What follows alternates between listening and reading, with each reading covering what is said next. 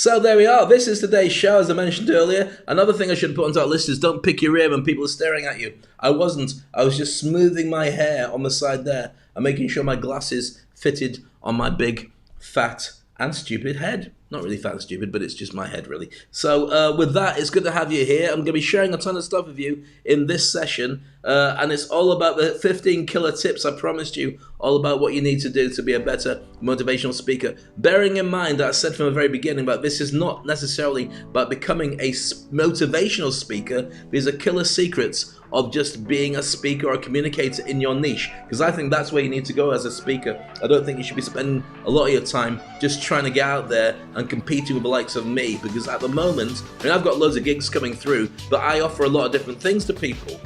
You need to be able to clarify. It's basically coming down to a thing called the lowest hanging fruit in the garden. Imagine this, right? You're going out into the garden, I've mentioned this before, you're going out in the garden and you're hungry and you want to get some fruit. Now you can do a couple of different things. You've got bananas there, you've got coconuts up there with pineapples, you've got apples in those trees, but you've got to pass them. You've got brambles, but they're really tasty, but there's thorns before you get at them. Or you've got strawberries on the floor. What are you going to go for? Well, you're going to go for the strawberries. Why? Well, first of all, they're nice, and also you can just bend down and pick them up. That's how they grow strawberries, by the way, just in case you didn't know. So, you get the strawberries, you go, right, strawberries, who want oh, lots of people want strawberries, this is great. So let's go and get the strawberries, let's plant more strawberries, and what about the fruits up there? We can come back to that, let's just build a business around strawberries. That's what you do. You create stuff around stuff that people will already want from you. Does that make sense? So that's why I'm saying don't necessarily have to jump into the world to be a motivational speaker. Become a speaker in your particular industry. You could be a salesperson. You could be an expert in menopause. You could be an expert in cooking or bread or any particular subject. Own that niche and people around the world will watch you because it's fascinating. If you look at the biggest chefs on the planet, people like Gordon Ramsay, for instance, he's got a show on YouTube that's huge. Millions of people watching him just larking about with his family and cooking the occasional dish. He's already proven himself to be a great chef, but he's got no work at the moment. Clearly, because nobody's going to restaurants and there's no TV being filmed. So he's created a new one online, and you don't have to be Gordon Ramsay to do this. If you've got an interesting enough story and you make it an interesting enough trip around your house, around your home, around your life, around your niche, then people will want to know about it. Trust me with this. Okay, next, let's get into the nitty-gritty of this. Discover your inner voice and listen to it. Encourage it and share what it says. Your inner voice is that thing in your head. That's your subconscious mind, really. We could talk about this forever, but I'm not going to spend too long on this. Your subconscious mind speaks to you, and it tells you stuff all the time. And when you're interested in something, and it involves money, or it involves your love of your cup, or your coffee, or any particular subject, then that's your voice. You should encourage it, because when you say, tell me more, it will just tell you more. And you're probably thinking, Dave, are you a loon? You're talking about your own voice in your own head. How do I encourage my own voice in my own head? Well, because it's like listening to a friend, a very well-known friend. I'm not saying this because I'm crazy. I'm saying it because the way that when you speak, you've got to form an argument or a conversation in your head, and then it comes out of your mouth. Now, most people spend time thinking about, should I say this? Should I say that? And they ask themselves those questions. For me, clearly, when I speak, it just goes, I open mouth, and blur comes out, because I don't need to consider it. I've spoken for such a long time. I trust that tiny split second of confirming what I'm saying and composing what I've got to say and broadcasting it to you. I just trust it to go out like that. So sometimes it'll come out cabbages.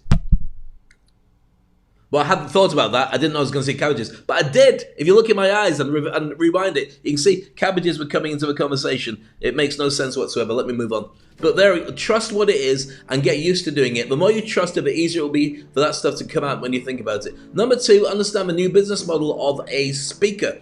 A business model says that you are not just a keynote speaker anymore, even a host or an MC. You're an industry icon, an expert, somebody who's really top in their field, and a consultant to the people who are going to hire you on a long-term basis, meeting them once a month, meeting them a couple times a week, being on hold to help. coaching, letting the people who are in their company come to you one-to-one as a group, or just looking after the management, or doing some training, a whole load of different things you can do to create and cement that relationship with them that actually pays better because you've got a long-term contract, not just lots of one-off gigs, and you have the gig and you go, where am I going to go next? You can set up relationships with people all around the world like this. It's very, very cool indeed.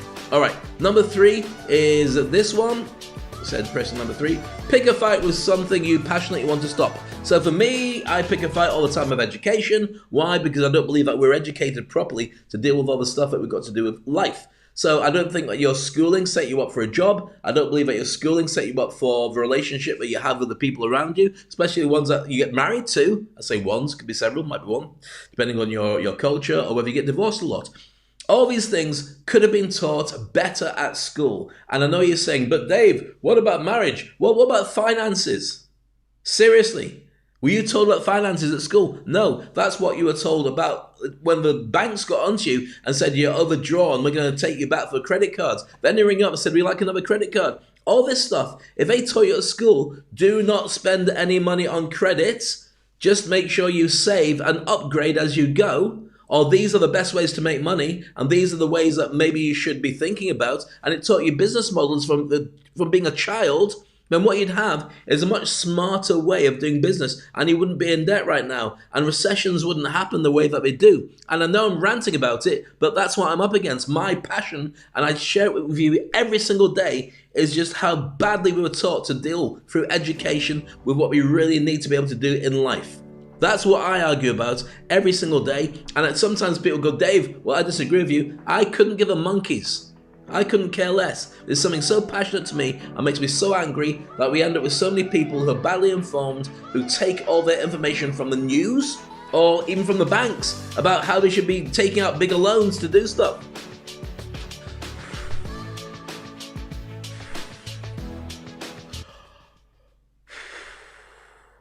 Hold with me. It's not the coffee. The coffee will calm me. I used to be much better when I didn't break my stress toy. Look at that. Stress toy. I should go and get a new one, shouldn't I? That's what I'll do. Later on, I'll go out and get a new stress toy. I'll treat myself to something, so then I've got something to squeeze and shout at in front of you. So, okay, number 4, get an audience interested in the same kind of things that you are. Now, right now, I do this show every single day, or most days, and I get many of the same people coming back. They either come back because they find me funny, or they find me interesting, or they just say, well, we've got nothing better to do, let's go on the internet and laugh at that guy. Or they're interested in speaking, or marketing, or branding, or a whole range of things. But they're your tribe, they're my tribe. You are my tribe just now. And telling your friends is important, starting a watch party, subscribing, connecting with me, following me on all the different platforms, so you never miss a show, and you never miss education that I'm sharing with you. This is important, and whatever you decide to do, there'll be people into your stuff. Build them up. You only need 1,000 people. 1,000 people you can monetize for the rest of your life, according to Chris Robinson, who's a very smart man from Wired, and he knows more than me. All right, number 5, learn digital stagecraft, virtual broadcasting, and public speaking. This is why I'm here to help you. What I'm doing right now is digital stagecraft. And it's virtual broadcasting and broadcasting a TV show live to you from my laptop to wherever you are in the world. And it's not speaking, but it is speaking, so I'm kind of speaking as I'm doing it, because otherwise the show would be like this.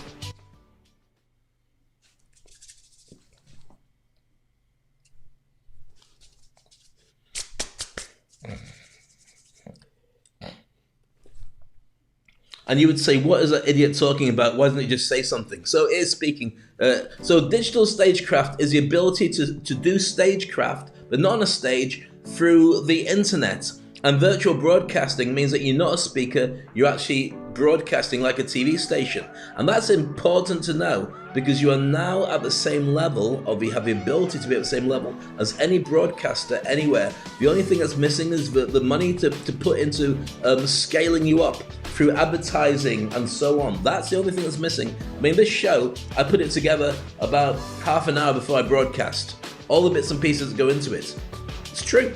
So there we go. All right, number 6, get published and visible, social media, conventional media, and word of mouth. So you need to make sure that people are finding you. Now, I have a lot of friends who are on LinkedIn and other platforms, and most people just post a post. So it's like writing. That's it. And go, oh, be a life coach, and your life will be better. If you have you ever considered about happiness? Happiness should be there for you, and the way that you get happiness. Or they get a video or a picture, a meme, and they put it up there, and they go, right, what do you think of this picture? Does it bring you happiness? You need to get. That's not them doing it. That's me watching it. I do, if I was to break down the show, first of all, I've got a motor mouth, so I talk far too much. For roughly about an hour a day, that would make at least 100 memes. 100 memes a day. That's great. It's like the $6 million man. The 100 meme a day man. More than that, probably. But that's new content, fresh content that I generate. It's a different scale from what everybody else seems to be doing. So what do you think that does to position me to the market? It elevates me. Yes, it does. Not everybody's going to like me, and I don't care.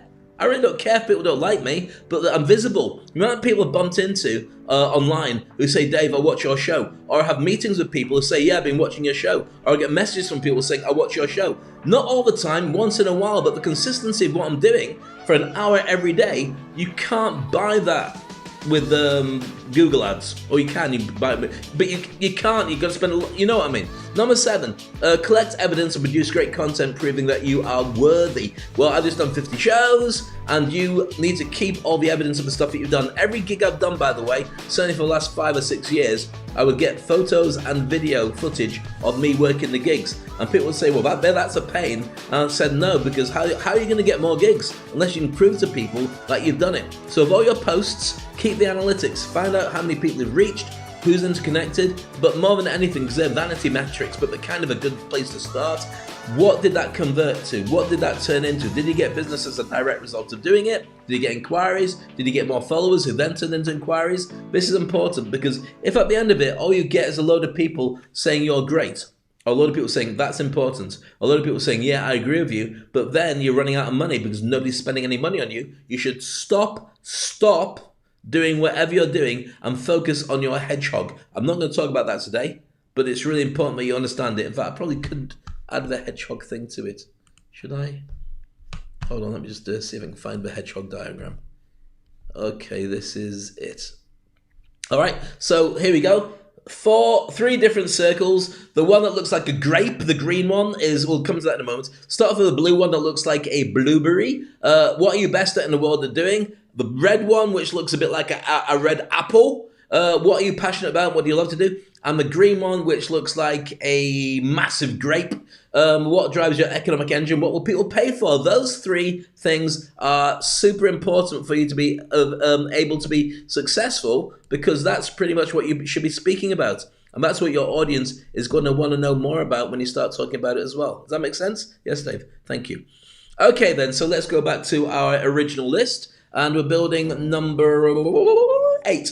Build a tribe around your message and get them to share it and grow it. So the people that are following you, people are interested in you, and people connecting with you. And I hate saying followers. I see you guys as friends, not followers. Followers makes it sound like you're some kind of guru. I'm not. I'm just a normal bloke. But I'm good at doing this. And I want you to be my friends, because I'm lonely. I remember going to... no, I can't talk about that.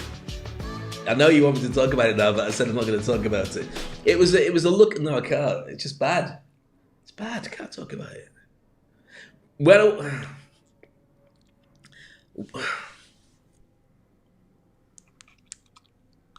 do you want me to talk about it? Yes or no? Yes? I'll give you 5 seconds. If I get 10 yeses in 5 seconds, I will tell you the story about going to the Grab a Granny nights in Middlesbrough. 5, 4, 3, 2, 1. We didn't get enough. Well, what a shame. I'm going to tell you about that maybe next time. All right, so build a tribe around your... I'm becoming it now. Build a tribe around your message and get them to share it and grow it. That does all the big business for you, and you'll never find out what what's it called? Charismatic smile that I was sharing with you really means. Work out your role in the hero's journey is number 9. What do you mean by that, Dave? Well, the hero's journey is a whole session on itself. I will do a whole session on the hero's journey because it's so important. Some of my current clients on the Industry Icon program, I'm sharing with them right now how to create your signature speech. And your signature speech is so powerful, and it's so much about you, who you are, how you fit in with the world, the message you've had for your entire life, that when you go out on stage, you can talk about it without any props, without any slides, without any preparation, and do 3 hours on that subject referring to the truth, all about you and about stories that you've been involved in, and it will be fascinating for everybody. I've worked with Les Brown, he's a good mate of mine. When he talks about, you gotta be hungry, he's talking about it, and he can apply that, you gotta stay hungry, to anything he talks about. Why? Because that's his signature theme. So his signature speech talks about the radio that he jumped in and so on, but he can talk about any subject, and you can ask him questions, and it can all go back to you gotta stay hungry. Mine is jump and grow wings on the way down, and get hair. Is that from orange juice? You don't get hair from orange juice, but you do get tasty juice. So mine's jump and grow wings on the way down, and I spent about, I think it took me about 5 days to work out exactly what I had to do to be able to get that to be my signature speech. It's quite important to do, because if you just talk about subjects, you'll never be seen as an expert on it, and you'll never be seen as super passionate about it. You'll be seen as a jack of all trades. It's his signature speech that makes a big difference, and I won't talk about that today because I think we need to do that in a separate session. But your hero's journey is central to that. All right, number 10 of the killer secrets of a motivational speaker is this. Obviously, work out your signature speech is what I was just talking about there. It's amazing how that comes in your own thought processes once you've got the hero's journey in place. The hero's journey is what you do throughout your entire life. But your signature speech is what you learned throughout your entire life. And that's what you're able to talk about and relate to your products. Number 11 is your personal branding. Who are you? What are you? What do people see you as? What do they not see you as? What do you want them to see you as? All that comes together, and it goes in a certain direction of creating your brand. If you don't have a brand, then you do have a brand, but your brand is nothing. People will just decide by glancing at you on face value. But let's deep dive into this. Let's look at Gary Vaynerchuk, right, for instance. Gary Vaynerchuk is a guy who's a genius in marketing and social media. But if you look at him, he looks like he's just about to mug you in an alley.